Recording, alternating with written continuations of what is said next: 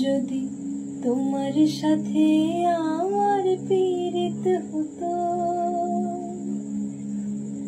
তবে নদীও বাইতো, পাখিও গাইতো আমার মনের মতো। তোমার সাথে আমার পীড়িত হতো, তবে তোমার সাথে আমার পীড়িত হতো। যদি পায়ে হেঁটে আকাশ পানে পাড়ি দেওয়া যেত, সেই পথ আবার তোমার কাছে আমায় নিয়ে যেত, আমায় নিয়ে যেত। সায়র শেষে আকাশ নামে তারা জলে